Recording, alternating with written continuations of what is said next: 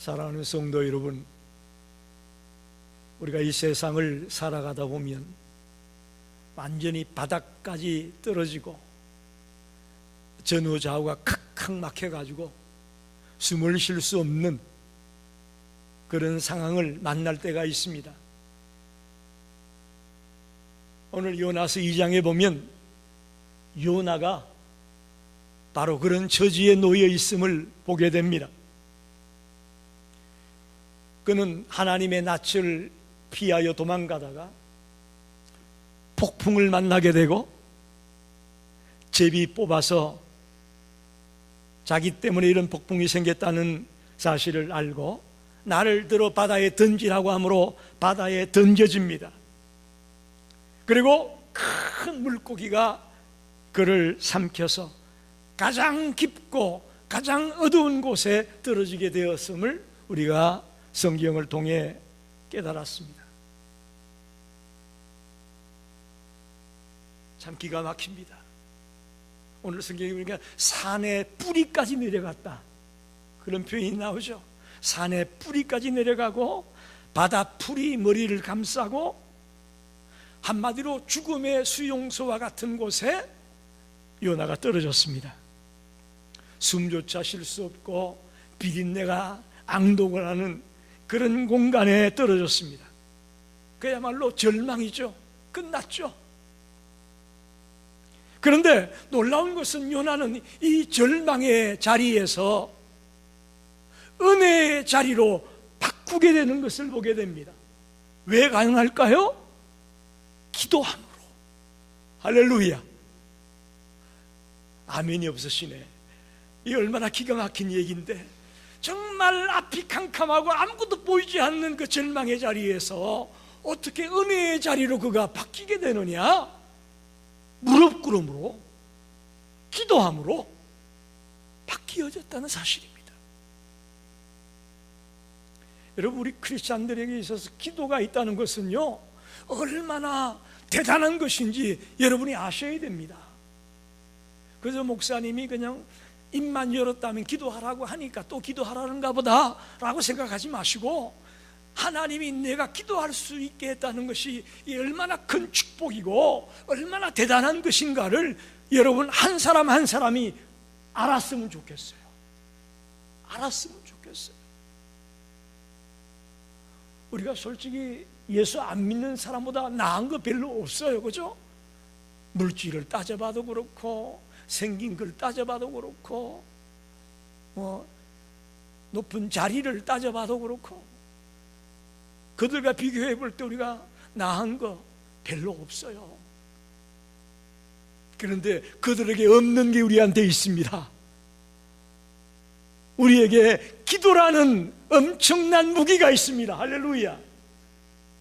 이거 어마어마한 겁니다. 저는 다이너마이트, 원자폭탄 이상의 힘을 갖고 있는 게 기도라고 믿습니다. 목사만 그렇게 느끼지 말고 여러분도 기도가 얼마나 대단한 것인가를 깨닫기를 바랍니다. 여기서 잠깐 먼저 생각해야 될 것은 오늘 이 요나서 2장의 핵심이요, 물고기가 도대체 어떤 거냐, 상어냐 고래냐 이런 거에 관심 두지 마시고 도대체 물고기 뱃속에서 어떻게 숨을 쉬고 사냐 그런 거에 관심 두지 마시고, 이 말씀의 핵심은요, 하나님이 죽음의 자리에서도 주권을 갖고 있다. 할렐루야. 그걸 보여주는 거예요. 이 사건은 죽음의 자리에서도 주권을 쥐고 있는 분은 누구냐? 하나님임을 말씀하려고 하는 겁니다. 근데 꼭 우리는 여기서 큰 물고기가 도대체 뭐냐, 그 속에서 살 수가 있느냐, 자꾸 그런 걸로 우리가 접근하는데 그것이 말씀하려고 하는 의도가 아닙니다. 마태복음 12장 40절에 보면 예수님도 이 사건을 역사적 사실로 받아들입니다. 요나가 밤낮 사흘 동안 큰 물고기 뱃속에 있었던 것 같이 인자도 밤낮 사흘 동안 땅 속에 있으리라. 할렐루야.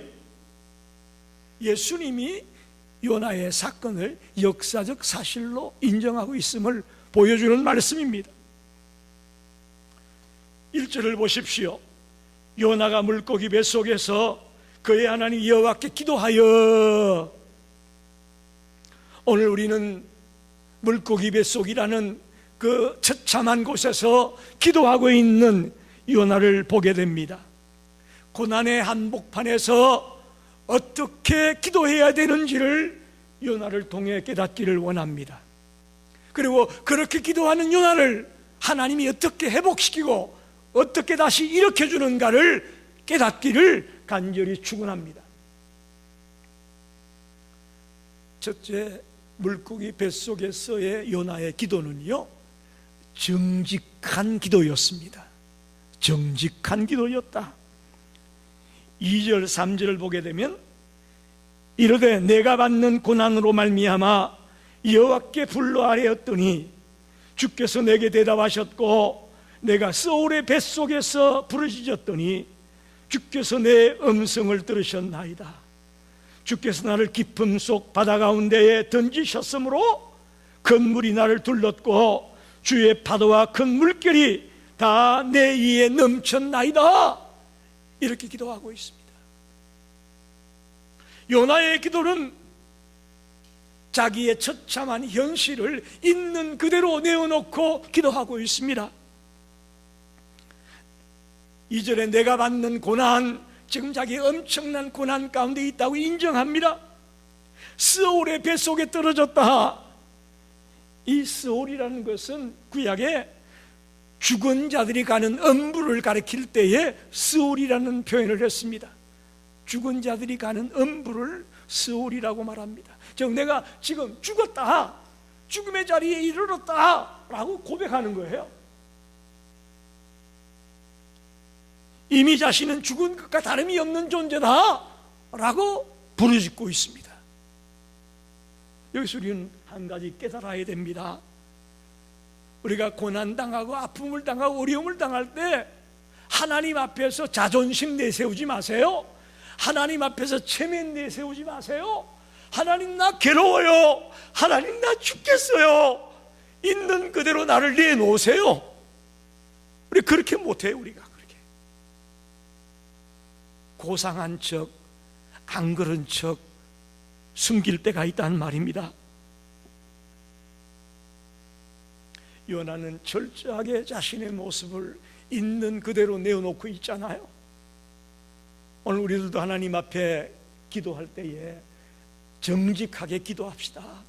하나님 내 상황이 이렇습니다. 하나님 내가 지금 마음이 이래요. 도와주세요. 불쌍히 여겨주세요 라고 정직하게 외치는 기도가 하나님이 들으실 줄 믿습니다. 성경이 말하는 참된 기도의 출발점은 언제나 정직하게 기도하는 겁니다. 정직하게, 괜찮은 척, 믿음이 좋은 척 그렇게 하지 마시고 내 모습을 있는 그대로 정직하게 고백하자는 것입니다. 여러분 잘 아는 기독교 변정가 중에 한 사람인 C.S. 루이스라는 학자가 있습니다.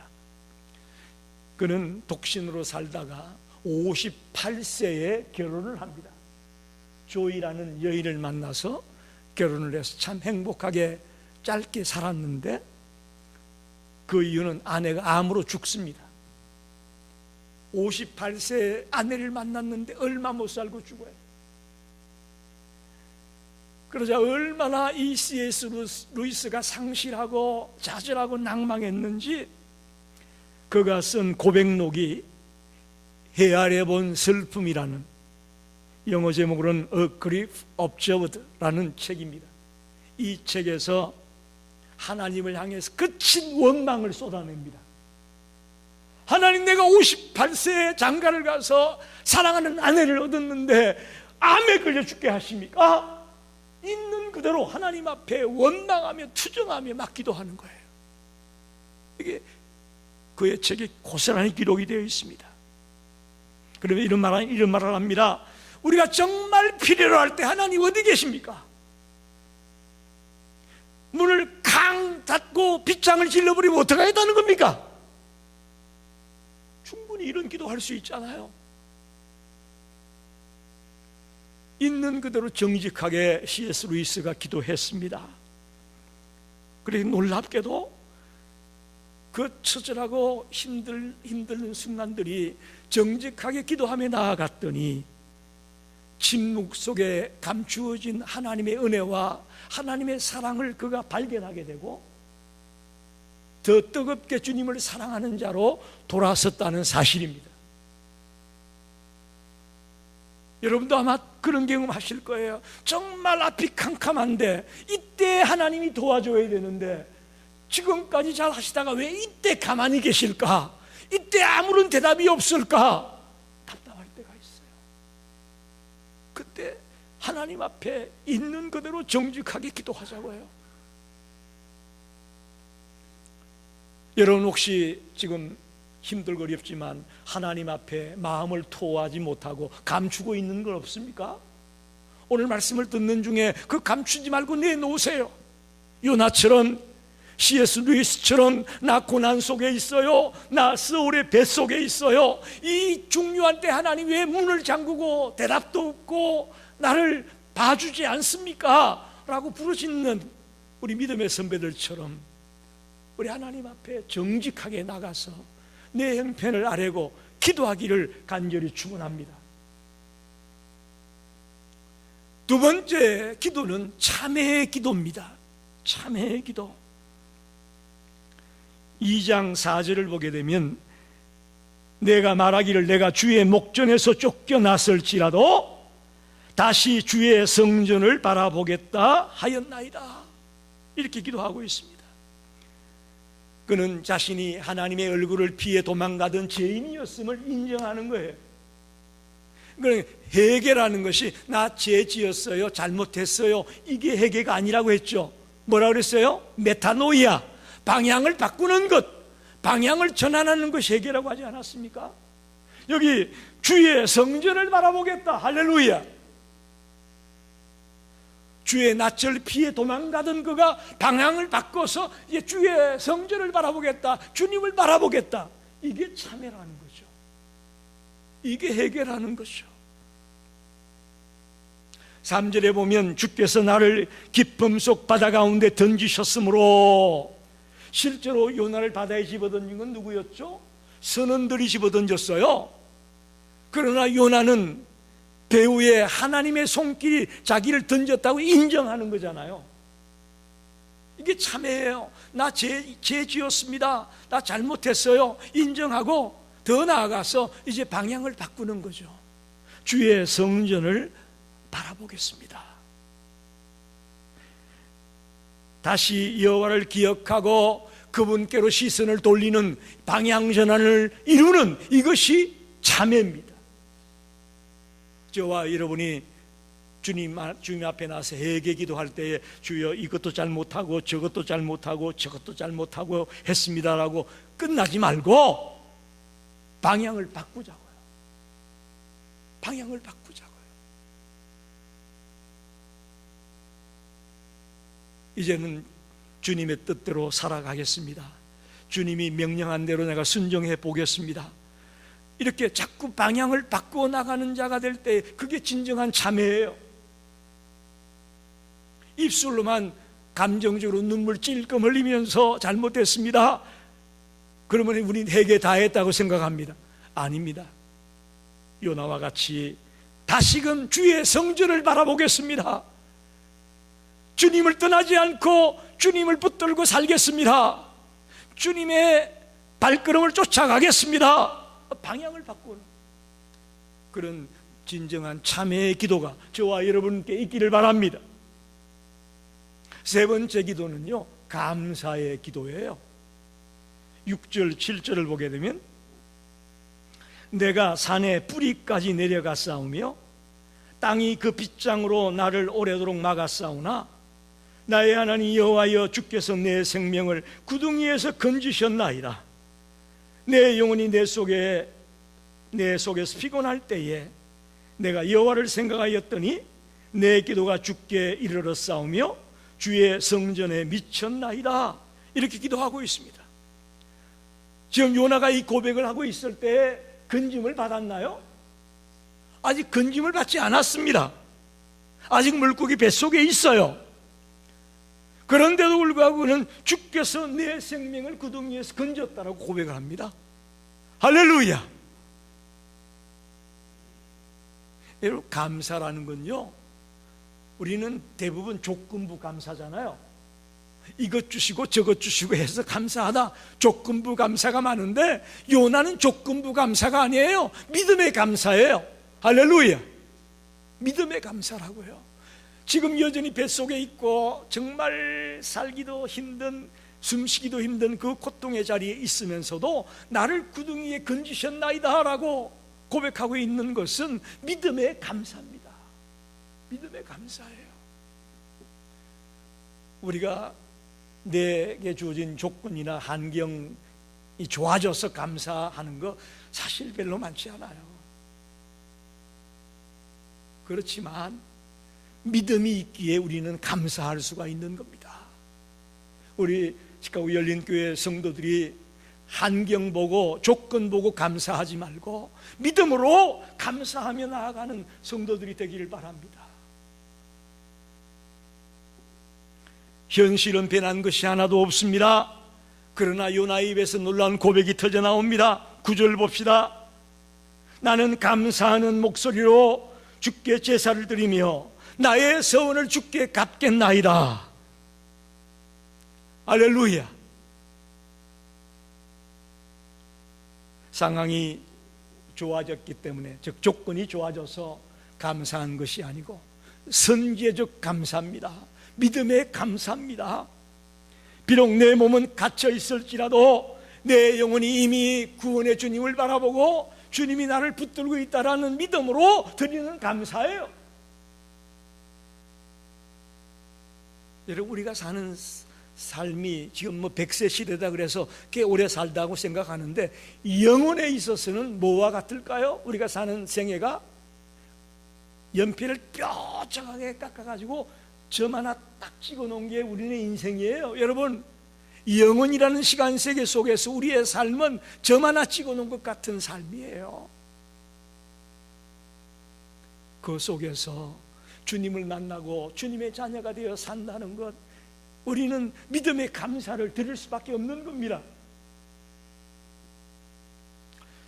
대한민국의 사도 바울이라는 손양은 목사님이 계십니다. 그는 여순 반란 사건 때 두 아들, 동인, 동신 두 아들을 악도들에게, 폭도들에게 잃어버립니다. 정말 벌벌 떨리고 원망이 나가고 통곡이 나가고 앞이 캄캄한 그런 상황을 이 손양은 목사님 만났습니다. 근데 놀라운 것은 그 장례식장에서 통곡을 하고 하나님 앞에 원망을 하며 기도하는 것이 아니라 10가지 감사의 기도를 드렸습니다. 그 중에 3가지만 제가 말씀을 드릴게요. 나 같은 죄인의 혈통에서 순교자가 나오게 하시니 감사합니다. 가장 아름다운 젊은 두 아들을 바치게 하시니 감사합니다. 아들을 죽인 원수를 회개시켜서 양아들을 삼게 하시니 감사합니다. 여러분, 이게 가능합니까? 이게 가능한가요? 상황은 최악의 비극이었지만 손양은 목사님은 하나님의 주권을 믿었기에 믿음의 감사를 드리고 있는 겁니다. 요나가 물고기 뱃속에서 나를 건져주셨다고 믿음의 감사를 했듯이 손양은 목사님도 믿음의 감사를 고백하고 있는 거예요. 여러분, 지금 물고기 뱃속에 있는 것처럼 앞이 캄캄하고 사방이 막혀 있는 것 같은 그런 상황에 있습니까? 그럴지라도 이 요나와 같이, 손양은 목사님 같이 우리가 믿음의 감사를 드리며 나아가게 되기를 축원합니다. 믿음의 기도, 믿음으로 감사의 기도를 드리며 나아가는 성도가 되기를 꼭 부탁을 드립니다. 마지막으로 서원의 기도를 그가 하고 있습니다. 9절 하반절에 나의 서원을 주께 갚겠나이다. 구원은 여호와께 속하였나이다. 여기 요나가 서원을 갚겠다고 하는데 이건 뭘까요? 뭘 말하는 거예요? 하나님이 니느웨로 가서 복음을 전하라는 그 하나님의 약속을 지키겠다는 그런 고백이에요. 니느웨로 가라고 하니까 도망가서 다시스로 도망치던 그가 이제 서원의 기도를 드리는데, 서원을 주께 갚겠습니다. 주님이 명령한 대로 내가 니느웨에 가서 복음을 전하겠습니다. 이렇게 기도하고 있는 거죠. 여러분, 사명자는 사명의 자리에서 절대 도망칠 수 없습니다. 우리가 살아있는 건요, 하나님이 우리에게 맡겨준 사명이 있기 때문에 살아있는 겁니다. 아멘입니까? 내가 설렁설렁 사는 것 같지만 내가 하나님이 나에게 준 사명이 있기 때문에 내가 살고 있는 거예요. 그걸 아셔야 돼요, 여러분이. 그래서 내가 건강관리 잘하고 운동 열심히 하고 뭐 좋은 거 먹고 뭐 이래서 내가 오래 사는 거 아니냐? 천만의 말씀이요, 아닙니다. 하나님이 여러분을 하나님의 자녀로 이 땅에서 사명을 주었기 때문에 그 사명이 아직 있기 때문에 호흡하고 있고 살고 있는 겁니다. 그걸 갚겠다는 거예요. 또 하나는 구원은 여호와께 속하였나이다 이렇게 말하고 있죠. 이 참 기가 막힌 말입니다. 요나 생각은 어땠어요? 이스라엘의 원수 저 아수로 망해야 돼, 죽어야 돼, 외조들이 복음을 듣고 회개하고 돌아와야 돼.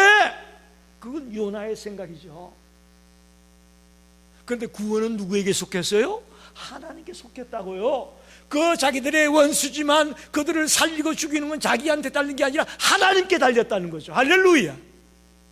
이거요 바로 구원은 하나님께 속했습니다. 내가 싫어한다고 그 사람 죽어야 되고 내가 미워하니까 그 사람 망해야 되고 그거 아니에요. 구원은 하나님께 속한 거예요.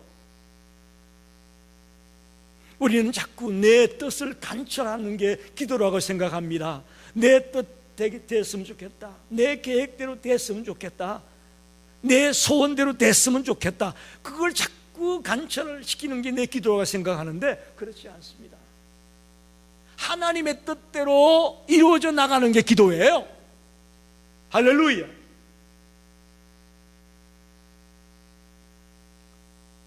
18세기 미국의 선교사였던 데이비드 브레이너드라는 젊은이가 있었습니다. 그는 북아메리카의 원주민들을 선교하는 사람이었습니다. 근데 그 18세기 당시에 그가 사역했던 곳은 춥고 외롭고 별의별 전염병들이 다 유행하는 그런 동네에 가서 복음을 전했던 겁니다. 그러다가 그는 결핵에 걸려가지고 피를 토하면서도 말을 타고 다니면서 복음을 전했습니다. 그의 일기체에 이렇게 기록하고 있습니다. 주님, 제게 더 많은 생명을 주신다면 그 생명도 주님을 위해 사용하겠습니다. 결핵에 걸려 죽어가는 그가 더 많은 생명을 구원하기를 원하며 일기를 썼습니다. 그럼에도 불구하고 그는 29살의 나이에 죽습니다. 29살. 그런데 그가 참 아깝다, 젊은 나이에 죽어서 안 했다, 그런 생각을 많이 했습니다마는 그는 일기를 썼습니다. 자기의 선교 생활을 낱낱이 일기로 기록해 놨습니다. 그것이 책으로 나와가지고 수많은 젊은이들이 그 일기를 보고 도전을 받았습니다. 윌리엄 캐리라는 인도 선교사의 아버지라는 인물도 데이비드 브레이너드의 그 일기책을 보고 도전받아서 선교에 나섰습니다. 헨리 마틴이라는 무슬림 선교의 개척자였던 그도 브레인원들의 일기장을 보면서 도전을 받고 선교에 나섰습니다. 제가 몇 주 전에 말씀드렸던 짐 엘리엇, 위튼을 졸업하고 에콰도르의 원주민 사역을 위해서 아우카족이라는 식인족들에게 들어가서 복음을 전하려고 하다가 들어가자마자 죽었던 짐 엘리엇도 이 데이비드 보네이드의 일기를 보고 앞길이 유망하고 창창하게 일할 수 있는 길이 있었지만 다 포기하고 그 선교지로 뛰어들었던 인물, 누구에게 영향을 받았느냐? 데이비드 보네이드에게 영향을 받았다는 거죠. 여러분, 요나가 물고기 배 속에서 사명을 재확인하고 선을 갚겠다고 다짐하는 이 이야기가 단순히 한 선지자의 이야기가 아니라 우리의 이야기가 되기를 원합니다. 우리의 이야기가 되기 원합니다. 그 얘기가 꼭 여러분이 선교사가 되고 신학을 공부해서 목사가 되고 뭐 이런 걸 말하는 거 아닙니다. 여러분의 삶의 자리에서, 직장인이면 직장에서, 또 은퇴한 이후의 삶을 살아면 은퇴한 이후의 삶을 살아가면서, 또 내가 뭐 페인트 칠을 하는 사람이라면 페인트 칠을 하면서 나에게 주어진 그 삶의 자리에서 우리는 얼마든지 하나님이 나에게 맡겨준 사명을 감당할 수 있다고 저는 믿습니다. 이번에 우리 예지가 멕시코에 선교를 갔다 왔는데 내가 라이드를 하면서 물어봤어요. 너 이번에 선교에 가서 뭐 했냐? 근데 BBS 여름 성리 학교를 하는데 세 군데 교회에 가서 BBS를 도와줬대요. 댄스도 가르쳐주고 뭐 이러면서. 그리고 또 뭐 했냐 그랬더니 페인트 칠했대. 그 낡은 교회들 페인트 칠 열심히 했대. 그래, 일본에 가면서 하나님 살아계신 걸 느꼈냐 그랬더니 나 이미 그건 알았어. 아주 자신 있게 얘기하더라고. 이미 나 그거 알았어. 알고 있어. 여러분, 그겁니다. 우리가 대단한 거 해야 하나님의 일 하는 거 아니에요. 꼭 신학을 공부하고 목사가 되어야만 되는 거 아니에요. 여러분이 있는 자리에서 얼마든지 요나와 같이 서원을 갚겠다고 사명을 깨닫고 돌아올 수 있음을 저는 믿습니다. 말씀을 정리합니다. 오늘 10절에 이렇게 말씀합니다. 여호와께서 그 물고기에게 말씀하시매 요나를 육지에 토하니라. 할렐루야. 물고기가 요나를 육지에 토해낸 것은 물고기가 속이 거북해서 토해낸 것이 아니고요, 하나님이 말씀하시매, 할렐루야, 하나님이 말씀하시매 기적이 일어났습니다. 요나를 육지에 토해냅니다. 하나님은 요나의 기도가 끝나기를 기다렸다가 그의 기도가 끝나자마자 응답해서 그를 다시금 토해냅니다. 왜? 니느웨에 가서 복음 전하게 하려고 토해내게 하셨습니다.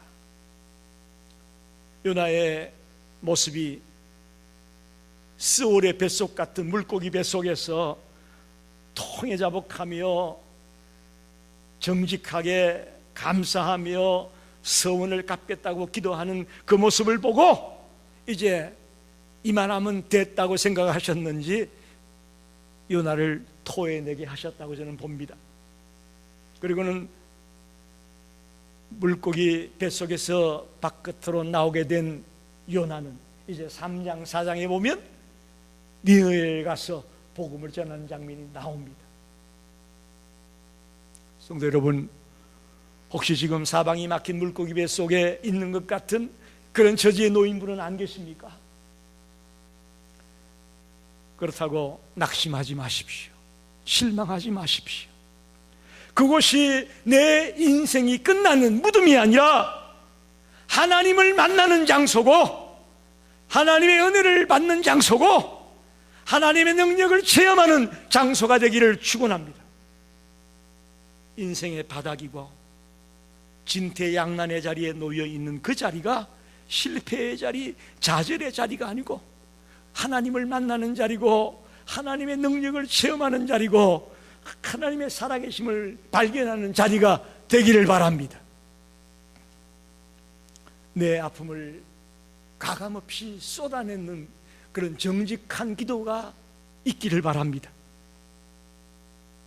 내 잘못을 돌이켜서 이제는 주님의 성전을 다시금 바라보겠다고 기도하기를 바랍니다.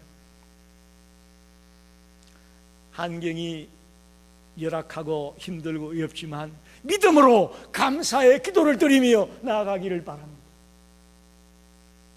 잃어버렸던 나의 사명을 다시금 붙드는 그런 서원의 기도를 드리며 나아가는 우리 성도들이 되시기를 바랍니다.